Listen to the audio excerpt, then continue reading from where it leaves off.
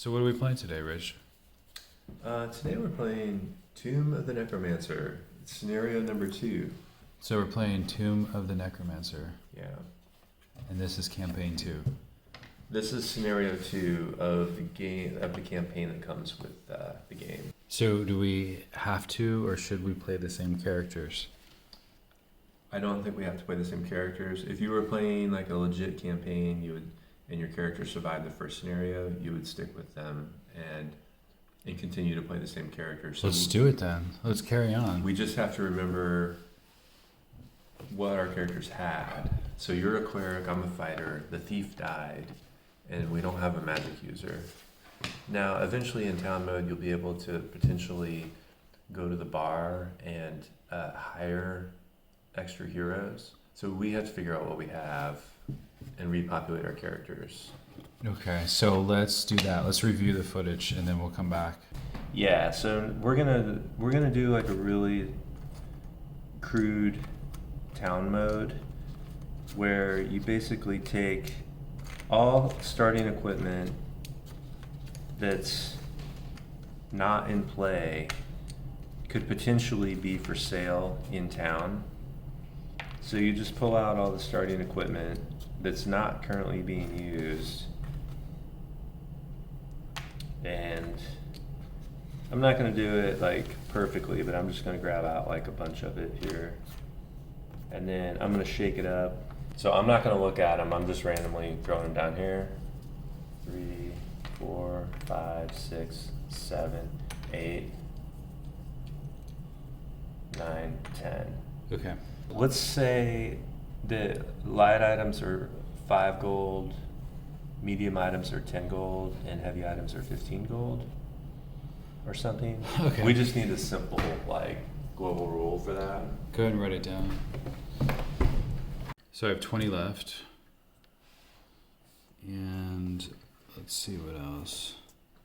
Can I use the rest of this stuff? You have to look at your, you've got a medium and a light slot, so you can't do heavy items at all. Or I one- can wear the one- rucksack though, can I? Yeah, you can wear the rucksack. Okay. And that allows you to put 3 light items inside of it. So I have 15 left. What does a cloak do? Just looks cool. Nah, this stuff is something. It's actually a starting item for the magic user. Oh, and it's -1 damage to health, sanity, and will. 10 left. I can have both of these, right? I can wear the rucksack, the cloak, and the amulet. I don't see why I wouldn't be able to wear those things. If they're of different types, what are the circles? B, E, and E. Oh, yeah, so you can't wear the rucksack and the amulet. You can only do one or the other.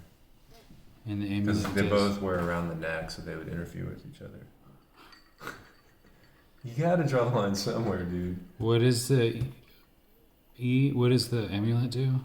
-1d3 to damage for sanity. And then +1 for your conflict rolls against evil. So it helps you a little. Definitely want that then. Yeah, I would do that over the rucksack. Okay, so then I've bought these 2 things. So I have 15 left. There will be some rules for resting. It costs gold actually to restore your vitals, because you're basically paying to sleep in beds and restore. So we'll factor that in. But right now we're spending loot. The cleric is spending the gems that she discovered. The fighter's going to be spending the gold.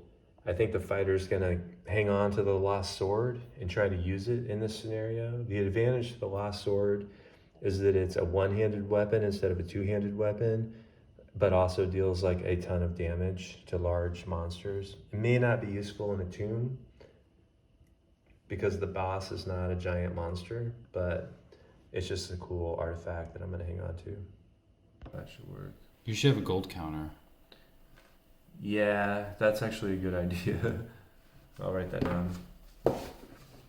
But how much should it cost us to restore our stats? It should just be a flat fee, like 5 gold each or something, to sleep in a hotel for like a week and like recover. Okay. I have 3 herbs. Next is the holy water. I have 6 holy water, which might be handy with the necromancer. Roots, I have 4 roots. And for prayers, I have 6 prayers. Okay, so put those on the cards. Tomb objectives.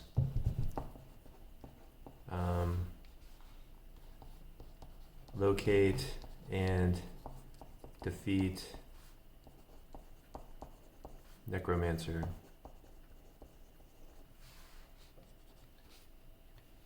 Should the objective tokens be used in this scenario, and if so, what do they represent?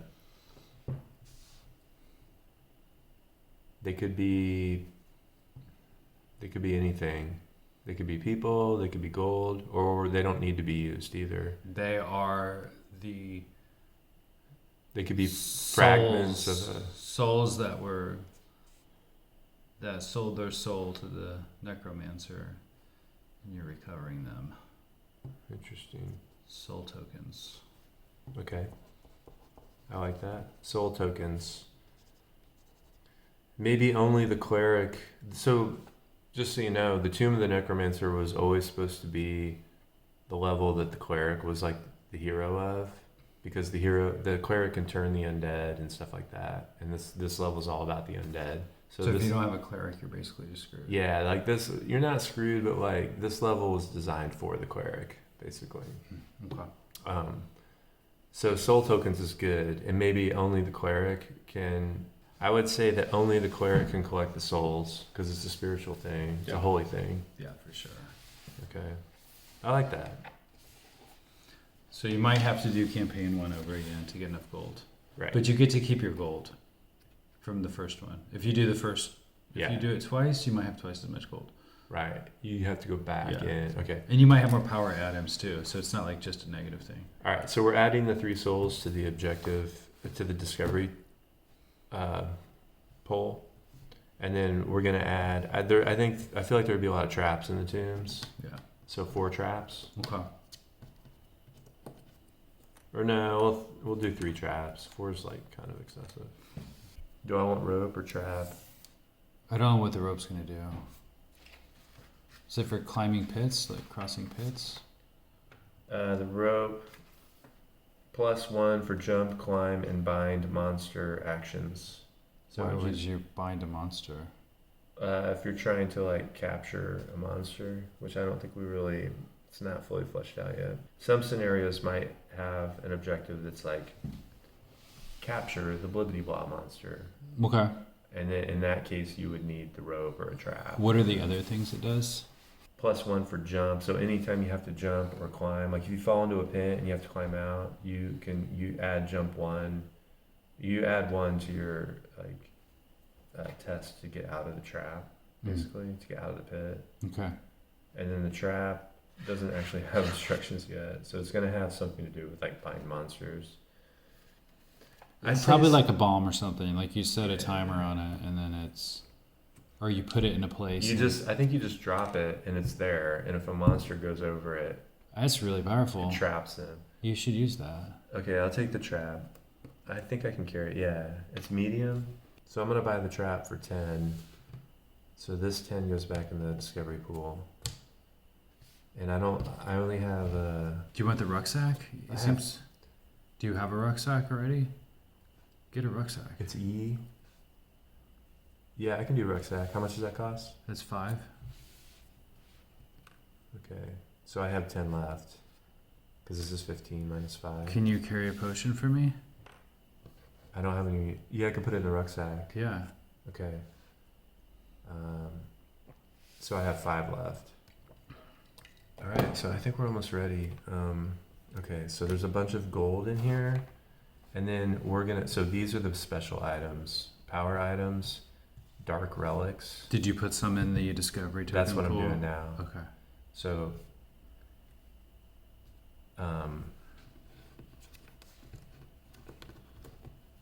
there is definitely going to be 1 dark relic. Oh, that's the other objective. Find the dark relic. Because you're in the tomb.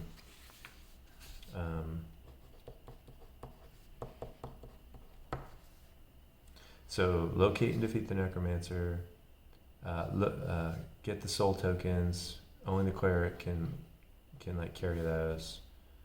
And then find the dark relic. Those are the 3 objectives for the Tomb of the Necromancer.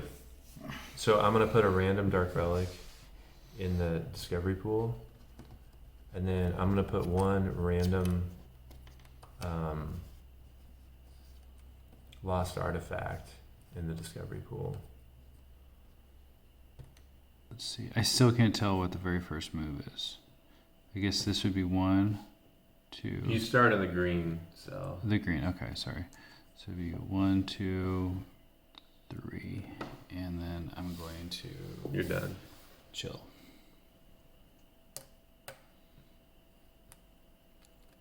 Okay. I assume you're gonna explore. I should probably shuffle these a little better. It felt like there's more than one there. That's a dead end. I can't use it, right? Yeah.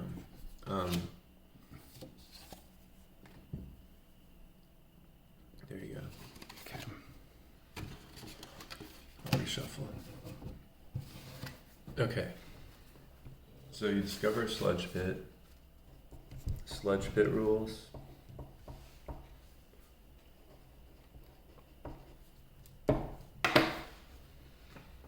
One, two, three, 4. I need to clarify like what the sludge pit actually does. So I've got that in my to-do list. Okay, so I'm gonna explore this way, and it says that this is a fountain chamber. Oh yeah, and that reminds me. So there should be fountain rules. Remember that first game we played, and there were fountains. That could be a curse, or it could be healing, or it could be poison, that kind of thing. Or there could even be tentacles that come out of it. And then, so we draw a monster here. Yeah, we have a discovery and a monster. That's right. And they're both inside a secret passage. Trap. Maybe. And then I think I'm done. All right, so we're just getting into Tomb of the Necromancer, and we've got the cleric and the fighter. We've entered the tomb. We've crossed the sludge pit, and the fighter made a turn and discovered a fountain room. And there are some darting shadows going around in this tile, and there's a discovery, but they're both inside of a secret chamber. And then the cleric is moving this way. Once again, no good because this is it. No. Oh, that's fine. It can dead end as long as there's some route through. Okay, got it. So we have, it looks like a discovery token and a monster in there. Okay. So the cleric discovers a chamber behind a locked door, and it's a dead end, but that's okay because there are more routes that continue beyond. You cannot terminate the tomb until all the cards have been used. So if you draw a dead end and there are cards left, you have to put it at the bottom of the deck, or reshuffle and draw a new card. Drop a door. Okay. I'm not looking. 12. Okay. Monster door. So that's the hardest door to break through. And then we've got a discovery. Ooh, and 2 monsters. Whose turn is it now, though? Mine. Okay. All right. So we decided we're not going to split up. We're actually going to stick together this time. So I'm going to go 1, 2, 3, 4, and that's my turn. Okay, cool. And for my turn, I can't do anything. Can I try to, I could never break that door down in a million years, right? You could try. What would I have to roll? What's your strength? So my strength is 4. There's no way I could do it. Well, if you roll right, yeah, the max you could do is 10 and it's a 12. Yeah, exactly. I mean, this door is like the door. The big one. Like you may almost need like a bomb or like a spell, like a blast spell or something. Okay. But so what are you gonna pass or are you gonna do something? You can pass too, or you can do something. I'm armed already, so there's no reason to have to sweat that. I'm just gonna pass. Okay. So I might as well try to bust the door down. All right, so my might is 6. I have to roll a 6, actually. Yeah, Bust do this it. door down. I did not make that up. Yeah, I saw it. So I had a 1/6 chance of busting this door down, and it happened, and that's my turn. Okay, cool. The fighter's finally earning his keep. Last time you were just like a gold monger. Okay, so I'm gonna go in at 1. I don't have to go on top of it. I can stay there, right? Yeah, you can be adjacent or on top of to flip the discovery, and it's auto flip. Am I in line of sight of these guys? Yeah, because of the see how they're like diagonal, like the corners are not solid walls. There's like that diagonal. Let's just activate it. Okay, so I'm gonna go ahead, Okay. and it is 15 gold. nice. Okay, can I even carry that? It's medium. I don't know if you have a slot, but I could carry it. See, maybe. that's why he's such a gold monger. Here you go. Actually, I can't. I don't have room for it either. It's worth. We can go back and collect it. We could come back for it, right? Okay. Okay. Yeah, and so So I'm gonna check the monster cards for Rotting Corpse and Bone Pile and just see what they do.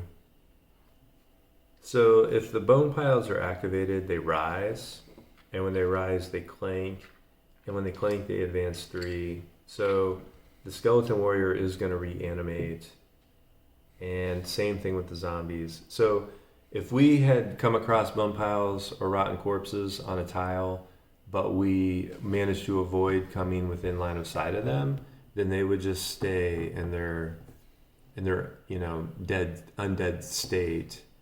But since we came in and exposed ourselves to them, they're now activated. Cool. And they're going to attack. let's do it. Okay.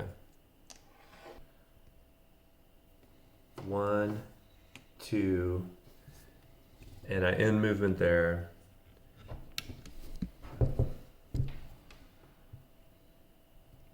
So I've decided to just jump into the fray and take on the skeleton warrior and the zombie, and I ended movement right in between them. So now I have to do a conflict roll, but I have to factor in like both combatants. Mm-hmm. What's your special ability say? Turn undead with amulet. Okay. I don't think I've figured out what that means yet. I think it usually means that the undead like run away from you at their speed. So they don't necessarily, but I guess we got to figure out like, so that's too powerful. We have to come up with some rules behind it. Otherwise, like nothing's gonna be able to harm us or affect us at all. Like how should turning undead work? The cleric should have some sort of power against the undead. I think that they're alive again. Alive. No, turning undead in D&D means like they run away from you. Okay. It means they're afraid of you, and they won't attack you. But if she just turns every undead all the time, then we're just gonna walk through this whole level probably. Yeah. It's got to mean something though. Right. Should it cost her something? There should just be intrinsic shit that she can do. I know, but I'm trying to play balance the game. I understand, but I think that like, yeah, I would say she should be able to heal without cost, or cost to herself. She should be able to heal, and then turn out dead should be the same thing. It should cost her 1 will, maybe, or 1 health to heal, and then 1 sanity maybe. But only with the amulet? Or does it matter?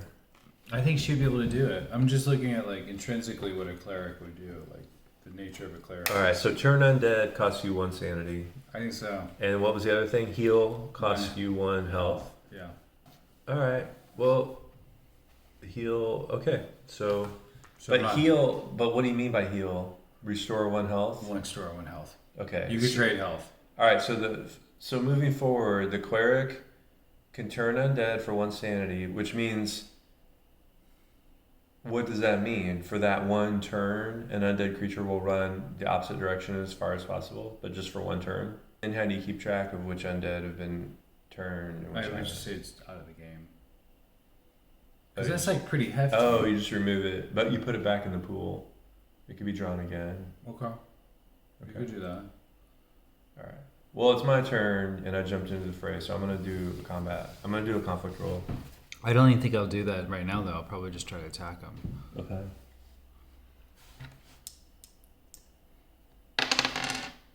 All right. So I have a might. I have a broadsword. I have a might of 6 plus 2 is 8. But the broadsword allows me to attack 2 targets instead of 1. Okay. So I'm actually attacking both these targets. Got it. With 1 attack. And I rolled an 8. And the broadsword is heavy, long, sharp. So I need an 8 or less to hit the skeleton warriors. So I hit the skeleton warrior and kill it. And I need a 5 or greater. I need an 8 or greater to kill the skeleton warrior, which I do. And I need a 5 or greater to kill the zombies, which I do. So you just annihilated everything. So I basically just took my double-handed broadsword and just basically just sliced both their heads off. That's what I was hoping for. But now we have to see if they actually damaged me in the process. Okay.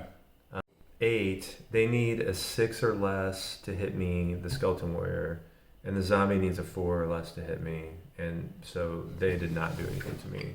Good. So I'm able to kill both of these. Now when these undead creatures die, they basically just disintegrate, because they're undead. Yeah, they don't lay there as corpses. Yeah, it's important because you can't really have a corpse of a corpse. Yeah, they just sort of dematerialize. Yeah, that makes sense because you don't want them to get mixed up with the melee later. The thing about zombies and skeletons is that they're not very strong individually, but kind of like cultists in groups, they become a huge problem. If you have a bunch of zombies coming after you, you're kind of screwed. Yeah, that makes sense. But if you stumble onto one zombie, you're probably okay. Okay, so it's my turn now. I'm gonna go ahead and get out of there and do 1, 2, 3, 4. Go back this way. Okay, me too. Okay, and then we're gonna go in, and I'm gonna try to avoid this guy here by going 1 here, so that I don't wind up next to him. Oh yeah, but you would have to be in one of these 2 cells to be within line of sight of him. No, I'm talking about the pool. Oh, the pool. Right. Yeah, I forgot about the pool. Yeah, I'm going to try to stay away from the pool by freezing there. That's one thing I need, fountain rules, which I don't have.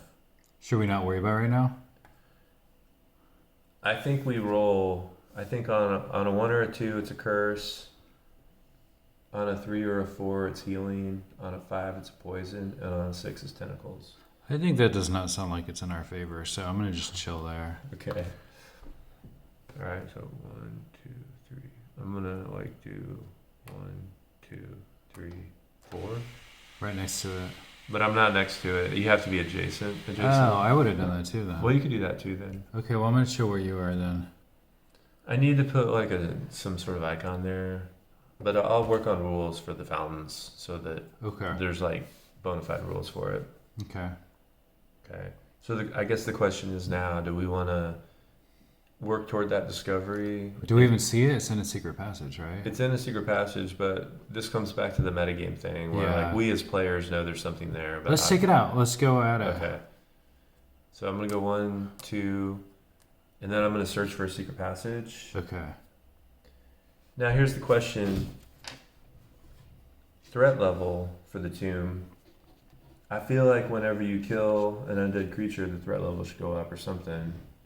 Oh, yeah, we did have a fight. We don't have rules for threat level yet. Okay, here we go. So what's your stealth? 2. I didn't get it. I have 4 stealth. Plus 2 is 6. So we both searched for the secret passage but didn't find it. Oh, wait, this is another thing. This tile is dark, so one of us has to subtract torchlight. How can you tell it's dark? This is our...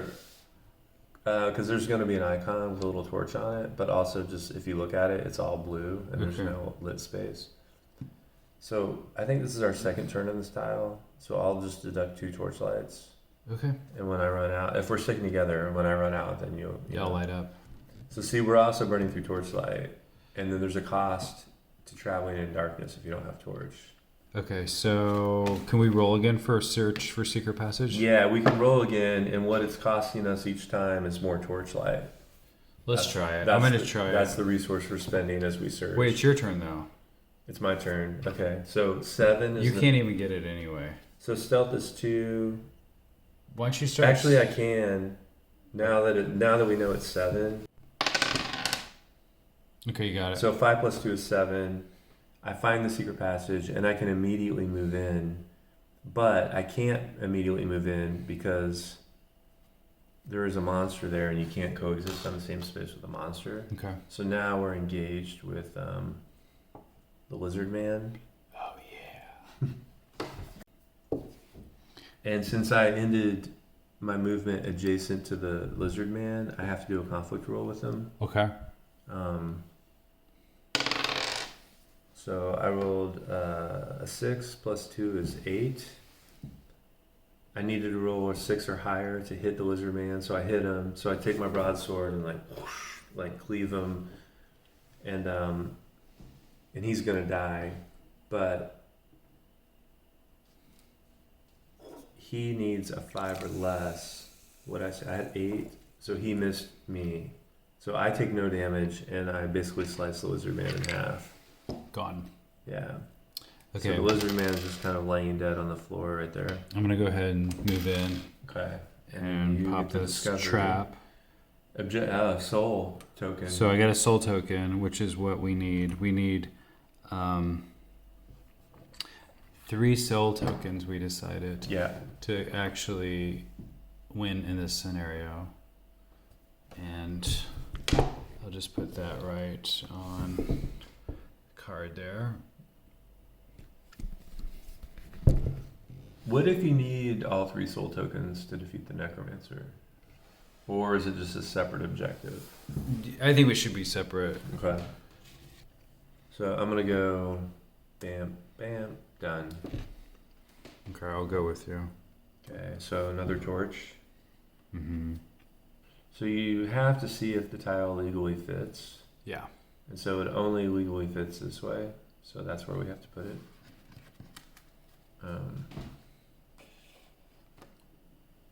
And it looks like there's a lot going on here. There's a secret passage.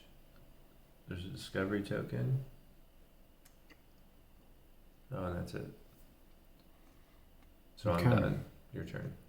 Okay, so let's go ahead and I'm just going to go up to it and do a roll. Let's back it up. Okay, so we're going to set the trap and leave it here. Yeah, because I have to ditch the trap because I want to pick up the lost shield that you just found. So the discovery was a lost shield that was here. Yeah. Okay, and then we're leaving the trap set, ready to go, and then advance to here. Right. Okay. And then I have to do torch. My torch is down to 6 now. Okay.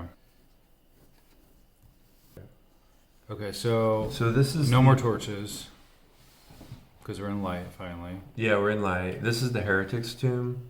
Maybe it needs a special rule.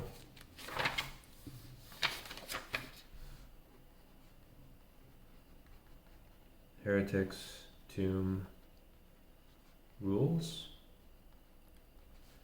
It's kind of cool playing with these new tiles, though. Yeah. It's like kind of getting burnt out. So there's a discovery here, and no monsters, and it's a dead end. Okay. So I'm gonna go ahead in there. Well, I just discovered you have to go in there. Okay. 1, and then I'll flip. Trap. Oh. Shit. Oh. Okay. So we look at the trap table. I have to roll a 1d6. 3. Collapse. Place debris at random tile exit. So where I'm standing, Yeah. so I get hit. So you get hit by debris.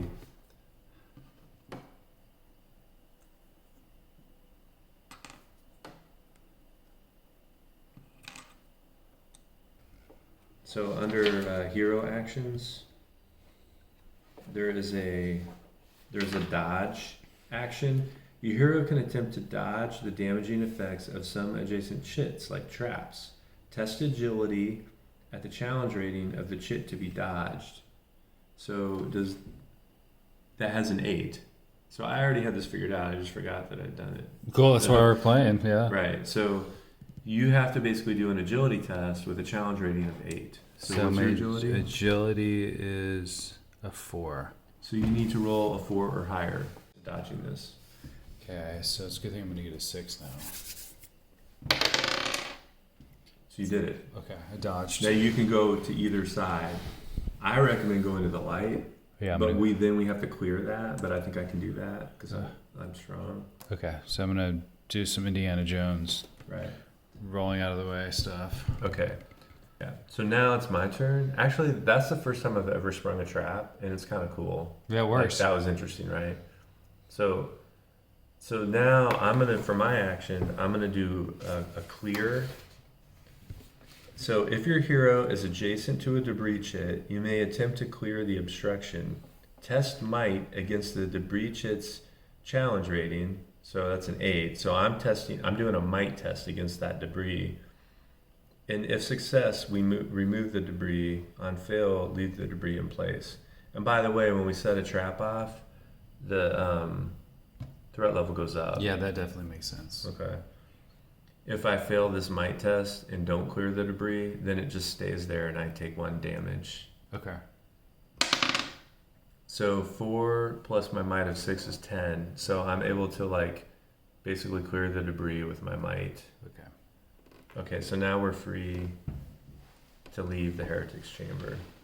Okay, so I'm going to carry on then. Okay. We had 1, 2, 3, 4. Okay, and I'm going to follow you. 1, 2, 3, 4. We burned through 1 torch. I'm down to 5 torch. Okay, so I'm going to go ahead and advance 1 more. Okay, and then I'm going to advance 1 more. 1 more torch. Okay, I'm down to 4. Okay. Okay, so let's explore. Okay. Go ahead and lay it for us. Okay. All right, so we discover another tomb. I think we can't use that one because it's a dead end. No, Yeah, there's one way. Yeah, here. there's one way over here, so we have to use this. Okay. So Martyr's Tomb, there's a discovery. So basically each sarcophagus has a discovery in it. Go ahead in there again. All right. If it's the same thing, I'm going to laugh. It could be a trap. So I'm going to move, and then I'm going to do the auto flip on the discovery. It's a soul. You got a soul. Token. Okay, cool. So I can't do anything with it, but you can. So you can come in here. Okay, so I'm gonna go ahead and head in there, Okay. adjacent to you, and snag this soul token, which Okay. is a objective, Right. and put it on my card here. So I have 2 of the 3 that we need to win. Yeah, or to complete the objective To complete that one, of collecting all the soul Yeah. tokens, all the souls, the Okay. lost souls. and then we still have to face the necromancer. Yeah, so we basically have to go this way. Yeah. So 1, 2, 3, 4. And then same. Oh, and that was the end of that turn. So I burned through a torch. Down to 3. Okay, so you go 1, 2, 3, 4, and then Okay. I go. We already discovered that secret passage, which I Mhm. don't have a great system for, but whatever, figure something out. 1, 2, 3, 4. Torch goes down to 2. Okay, right alongside you. Okay. And then I go 1, 2, 3, 4, and then torch goes down to 1. Okay, and then I'm right here with you. Okay. And so now it's my turn. We're at the bottom of the turn because you went first. Yes. So I'm always the last person to go. So I'm going to go 1, and I have to stay here. So I just used my last. I'm down to 0 torch. So I'm out of torch. Okay. Um, So I'm gonna go forward and then burn my torch. yeah, now you burn a torch. Okay. Now I have to stay in the same tile as you, or Okay. I take damage. But you can discover still. So go ahead. Yeah. So for my turn, I'm gonna explore, and this is like a big wild like 3-way junction. Okay. So we have secret passage, one monster. We have a discovery inside the secret passage, and we have. I'm not looking. Mold monster, mold man, dankness. So we smell some really dank shit going on there. And I think that's the end of my turn. And so you move your it's the Okay. bottom of the turn, so you move your torch down.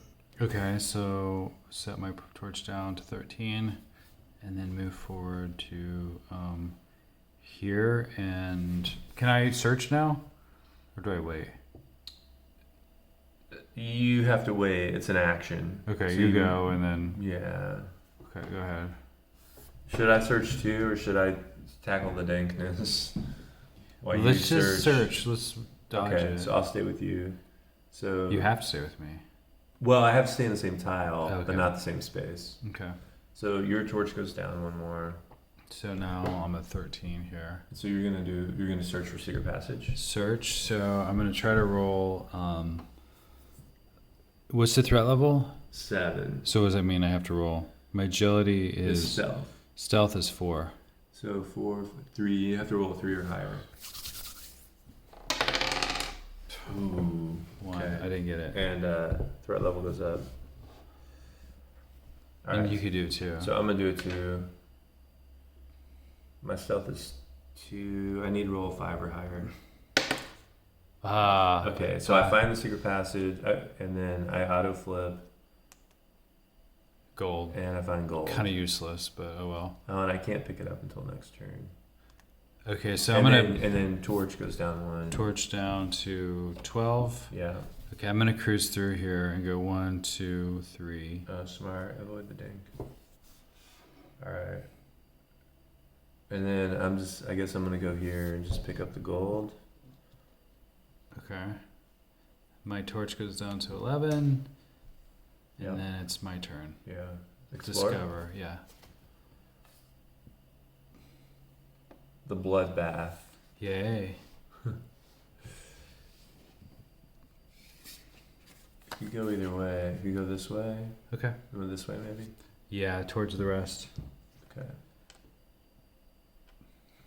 And now we're in light. You're in Okay. light, so you're good. And then I'll go 1, 2, 3, 4. The bloodbath should have some special rule. Some weird shit should go on there, Okay. right? Of course. Bloodbath rule. Okay. Okay, so here we go. This is. I'm gonna move into the doorway here and go 1, 2, 3, 4. Okay. And then I'm just gonna follow suit. Or should I explore? Should I just look into there while you're looking into there? Whatever you want to do. I'll stay close to you. Okay, so I'm gonna explore. Okay. So you're just looking into this room. Ooh. It has to match up though. The Grand Hall. But the Grand Hall, actually, I don't think the Grand Hall will fit there. The Grand Hall is 3 pieces, Yeah. but it has to exit 2. So the Grand Hall does not fit there. So we'll put that back. We'll draw another one. This is the Pillars of Pain. Oh, yay. Okay, so So there's a discovery, and there's a monster. okay, so the monster would be a bone pile back in there. Okay, and then go ahead. You discover too. I'm just putting the Grand Chamber, the Grand Tomb, back in the stack, Okay. and I'm shuffling, and then the other 2 sections of it I'm leaving out. So Okay, so I did my discovery. Okay. Or explore, whatever you call it. All right, so I'm gonna explore. I drew a dead end, so I have to put it back. Oh wait, no, there's still one over here. Mm-hmm. So we can play this dead end. Go ahead. Okay, so I drew a dead end, and I didn't think we could play it because we still have cards left. But then I saw that there was another exit over here, so we do have to play this dead end. So the dead end goes here, and there's still another option to explore down there. And we've got, this is the undercellar, and there's it's like a cellar under the cellar. There's a locked door, a monster, and a discovery. So there's a lot going on there. Discovery, not looking. Monster, bone pile, and a door.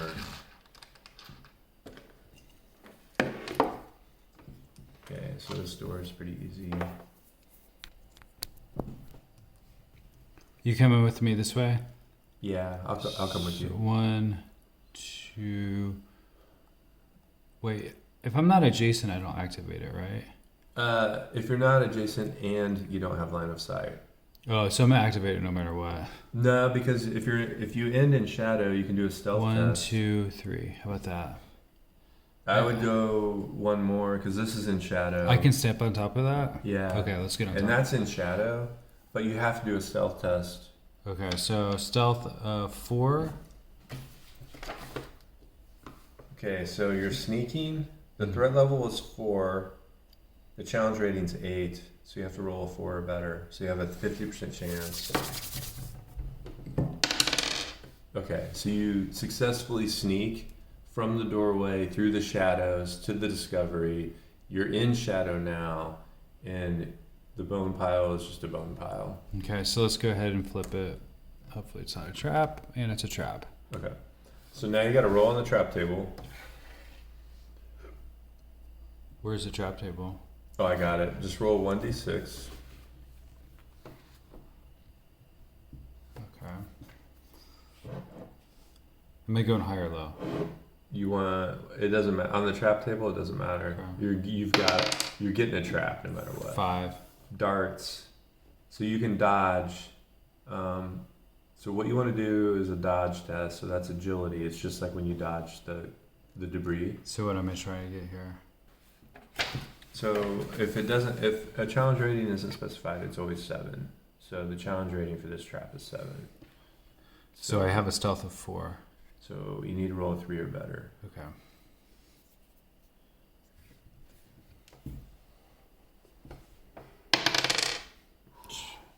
So you have to take 1d6 health damage. Can I use my cloak?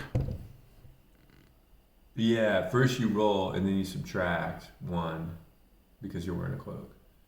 Okay, and also is there like a redo roll or something I have? Oh yeah, you can do a prayer. You can spend a prayer and re-roll. Okay, I'm gonna use a prayer up. I don't think I need them all anyway. And then re-roll that. Okay. 2. You can spend another prayer.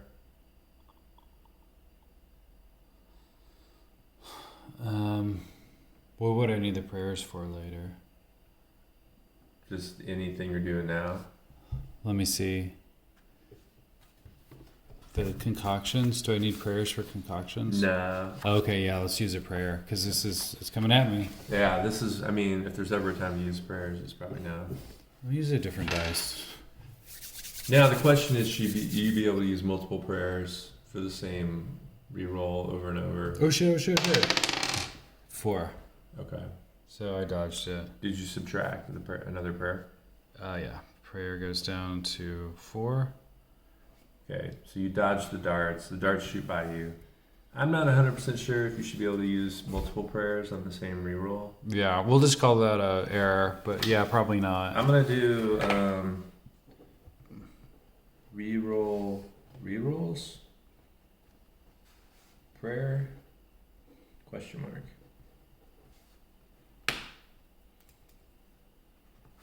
Yeah, maybe one prayer per turn or something. Okay, cool. Well, we did it this time. Yeah, it's cool. So why don't you come in here? Roll, just out of curiosity, what would you have rolled for damage? Let's say you took 1d6 damage from the trap. Yeah, so it would have been a wash, basically. Okay. Okay, so So where do you want me? Do you want me to come in? Do you need me? I don't think I need you. I can sneak Okay. out of there the same way, right? But I can't go in here because I don't have any torch left. Okay, I why can don't you? do that, but I take damage. No, why don't you just chill there? Okay. Just pass. I'll come back to you. So I'm gonna go 1, 2, 3, 4. Okay. And I'll pass again. And then 1, 2, 3, 4. Okay. So now I have light, so I'll go 1, 2.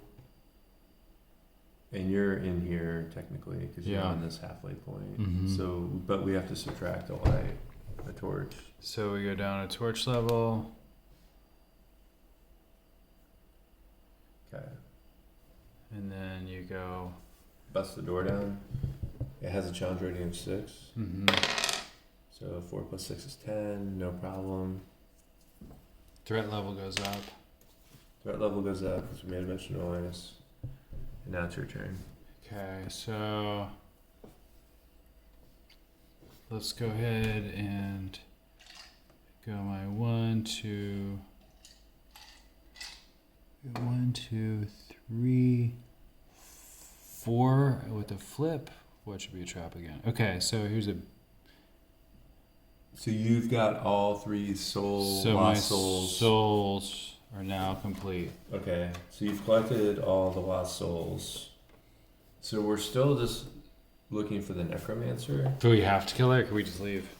We could just leave. We just won't get the XP.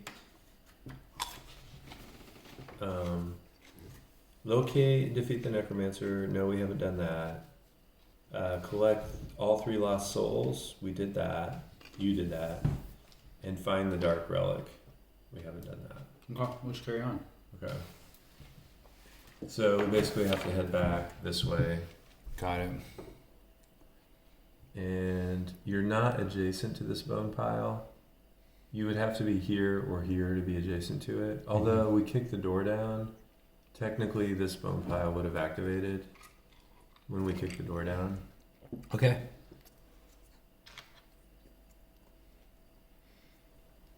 And then it would be the monster's turn. And he would come for you because you're closest.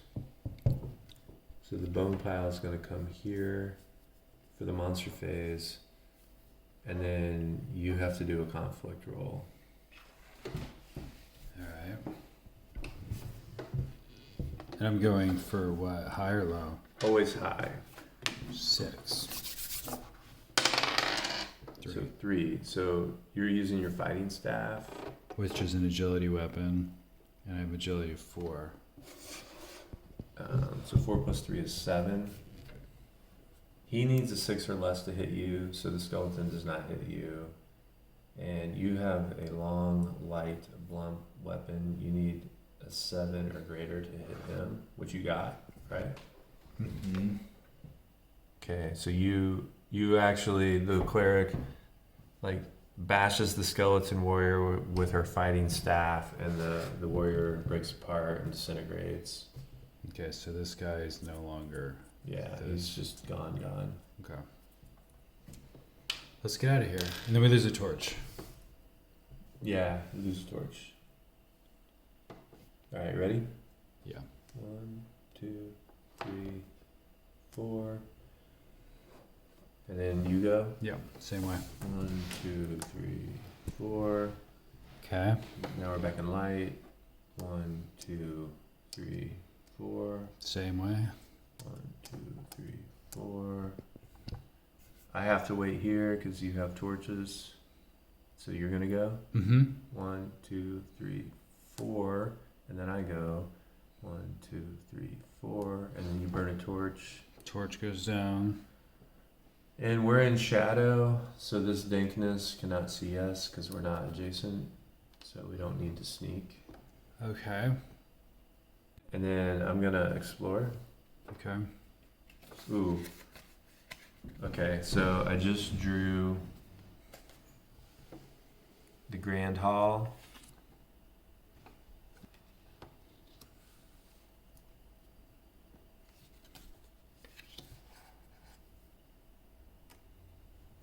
I'm drawing 4 random monsters. I say we just sneak through there. Just don't. We don't need anything in there. Well, there's a discovery in there. It could We be need the It could be thing. the Dark Relic, Yeah.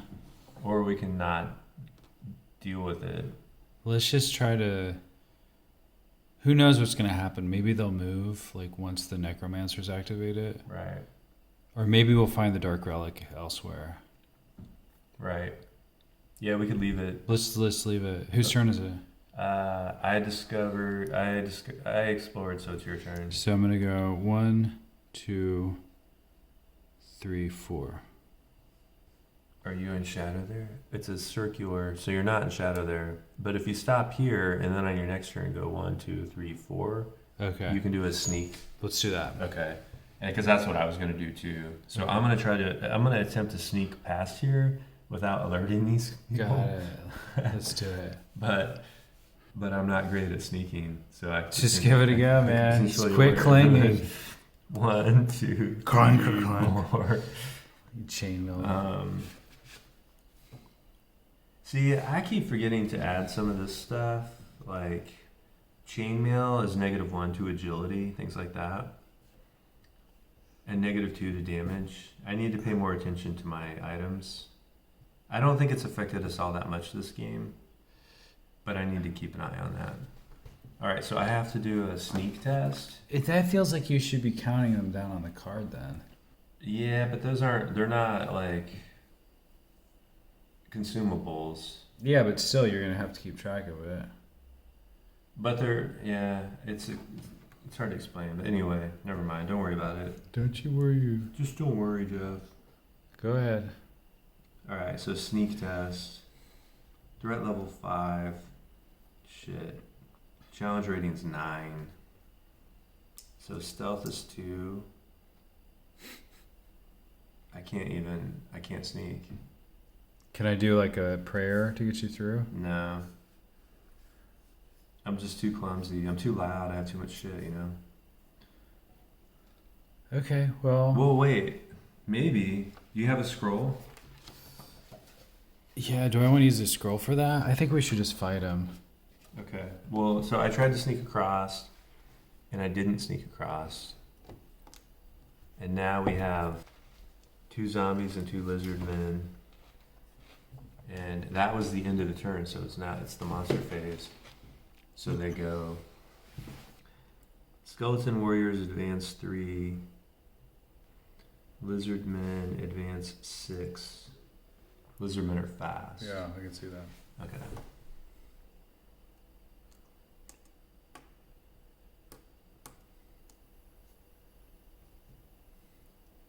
They don't know you exist yet. 1, 2, 3, 4, 5, 6. 1, 2, 3, 4, 5, 6. The new rule is, updated rule is that you can spend a sanity, right? Yeah. To change the undead to Turn the undead. So it undead. costs 1 sanity to turn 1 undead creature. So I'm gonna go ahead and do that then. And that only works for the cleric. Right. Yeah, You I'm just gonna spend a sanity and do it. let's see which is which. These are zombies, so I would just do the closer one. Yeah, so he's dispatched. Okay. Yeah, he basically disintegrates on the spot. Mm-hmm. That's how we're doing turning. Okay, so now it's my turn. Just a little bit of help for you. Yeah. And you decreased your sanity, right? I did. Okay. So I think instead of waiting for the lizard men to like... Actually, what I should do is I should attack this one before monster phase. Because if they surround me, then I have to deal with 2. That's a good idea. But I can hit 2 with 1 hit, so I might as well just do both at once. Mm-hmm. 1, 2, 3. But I can't reach both at once. So You can go right on the cell with him. You can't be on the same cell as a Okay. living monster. Okay. I'm just trying to find like the optimal. All right, I'm just gonna do this. I'm gonna do this, and now I'm adjacent. So that's the end of my turn. I have to do a conflict roll. Alright, so I have the broadsword. So might 6 plus 3 is 9. And only one lizard man. He needs a 5 or less.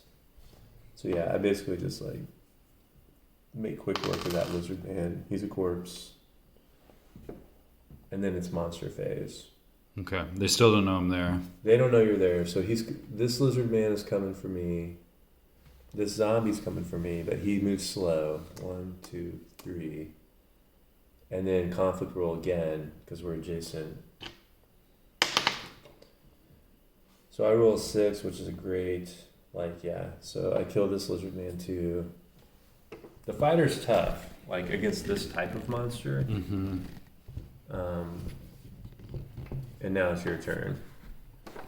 So if you want, you can just cross and explore, and I can finish that zombie. It's up to you. Yeah, I'm gonna go ahead and cross. So 1, 2, 3, 4.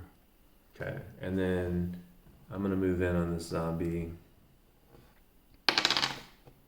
Okay, that's bad. So I rolled horrible. 6 plus 1 is 7, and I needed a 6 or greater, but overwhelm plus 1d3 skeletons. Oh wait, that's skeletons. Let me bite infect. So I rolled a 1. Anytime you roll a natural 1, you have to do like the rule for natural 1, and it's always a bad thing. So I'm able to kill the zombie, but he bites me and infects me. And I don't have a rule for that. So I've been bitten by a zombie. I'm infected.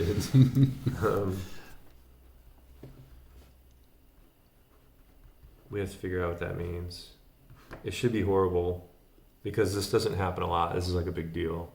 Wait, can I use mine to re-roll yours? No, Okay. only you can only use your prayers to re-roll your own rolls. Okay. So I killed this zombie, but it bit me. And the question is, I haven't actually written a rule for what it means to be infected by a zombie. How about until you get a holy water? There has to be like You need a holy water. there has to be like I guess an antidote to it or something. But just one holy water? Yeah. Just one. Let's just say that like 1 per turn. So if you're across the board, Mm-hmm. you're racing to get the holy water, and it's like 4 holy waters because it took you 4 turns to get to me. But if I'm like right next to you, because it makes sense, every turn it'd be worse and worse.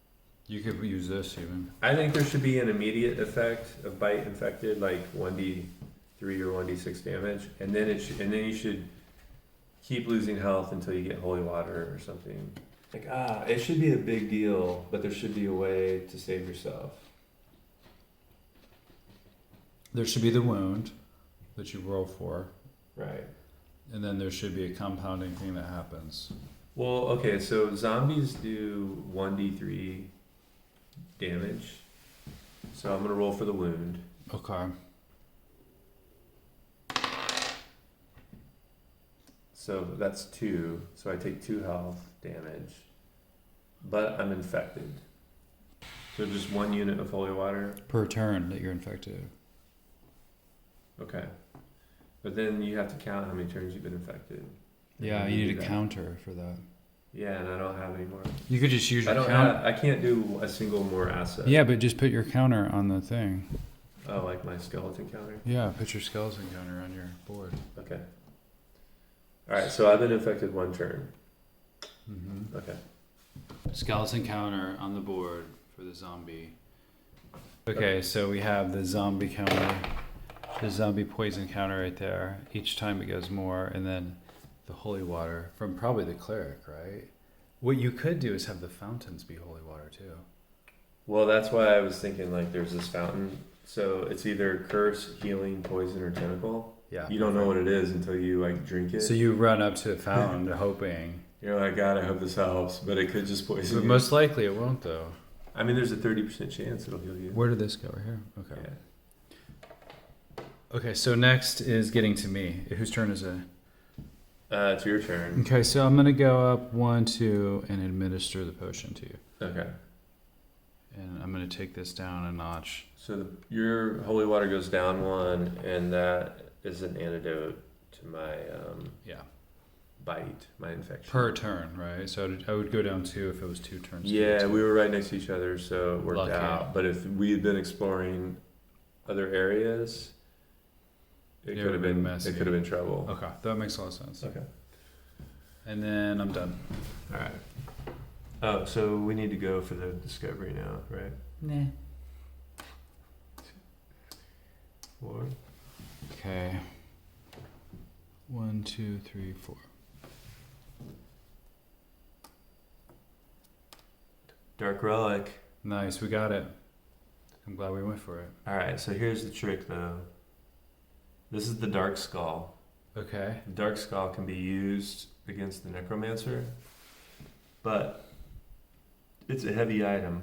Unless you're a magic user, then it's a light item because it's a magical item. So magical items are heavy unless you're a magic user. So I basically have to ditch one of my lost artifacts if I want the dark relic, and you can't even carry it. So there's people that couldn't even use it. Right. You got to have a fighter. Okay. Or a magic user. Or somebody. You have to have a fighter or a magic user to carry Okay. it. So I guess I'm going to ditch the shield because I kind of want the sword more than the shield. Yeah. So I'm going to put the shield down. And I'm going to carry the dark skull. I don't exactly know how the dark relic affects the necromancer. Does it hurt the necromancer, or does it protect you from the necromancer, or do you need it to kill the necromancer, or is it just an objective? You have to return it. You have to return the dark relic to the village. If I would say that it's like a shield spell. So it protects you. Oh, maybe it's a single use. No, it's a shield, and you can fight him. Like, you can walk up to him, actually fight him. Yeah, because I never wrote the descriptions for those because I didn't know yet because I hadn't played this yet. Yeah, I think that's why. Is that way, like, you have this thing in hand where you can take him on. But it won't, like, destroy him. It just gives you a way to get to him. Okay, so acquiring the dark relic could help you tremendously against the necromancer. See, we could have stumbled on the necromancer back here. It just so happens that we have it. The other thing is, like, if you have it, that's fine, because I can be right next to you and I'm still shielded. Right. I don't know the effects of the necromancer, though. It could be, like, no big deal to stand next to him. Yeah, I don't even remember. Let's carry on. Okay. Okay, so I'm going to go up here and chill there. And then I'm going to explore. The alcoves. Have you played with any of these cards before? No. First time. I can go this way and build into your shit, or go that way. Yeah, that's cool. I'll move this. Okay. Oh wait. No, I'm wrong. It just keeps going toward you. I can slide everything down if you want. Maybe you'll have to.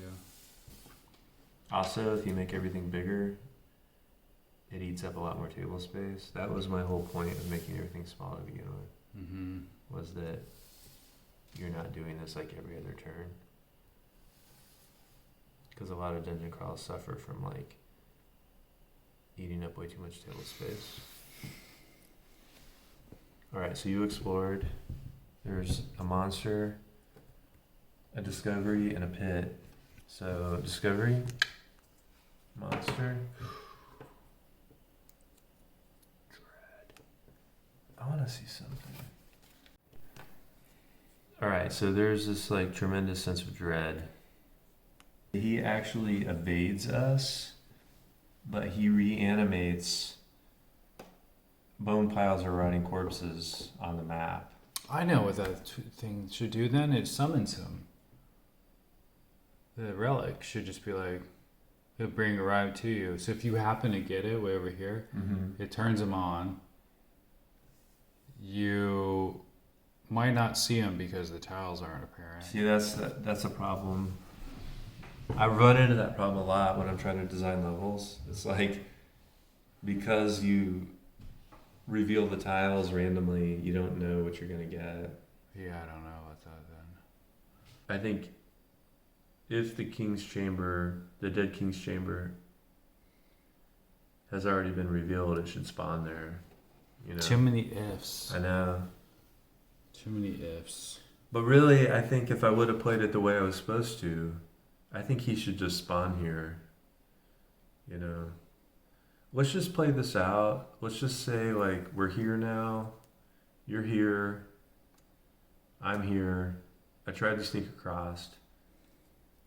And then we awakened the dead king. Okay. You mean the necromancer? Yeah, the necromancer. Because this is roughly what I was going for originally. Okay. And then we spawn, like, undead. So this is like alternate universe. We're backing up. We're backing up a little bit because we're just trying out different things for the... We're exploring different options for the Tomb of the Necromancer to see, like, what works and what doesn't. So now I think, like, when you discover the Dead King's tomb, the Necromancer rises from the sarcophagus, and he's surrounded by skeleton warriors. I'll have this a lot more dialed in next time I play this, but this is literally the first time I've ever played this scenario, so Yeah. I'm just like, I don't know how it works. I could sit down and write it all day long, but until I actually play it, there's no way to know. Now, every single turn, the Necromancer is going to evade.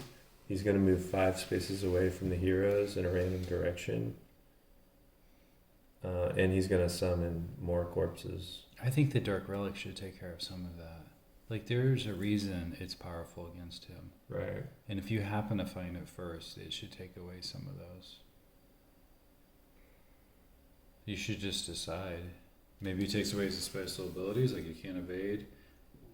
Maybe you can't summon more. Yeah, the truth is, I don't think we have enough.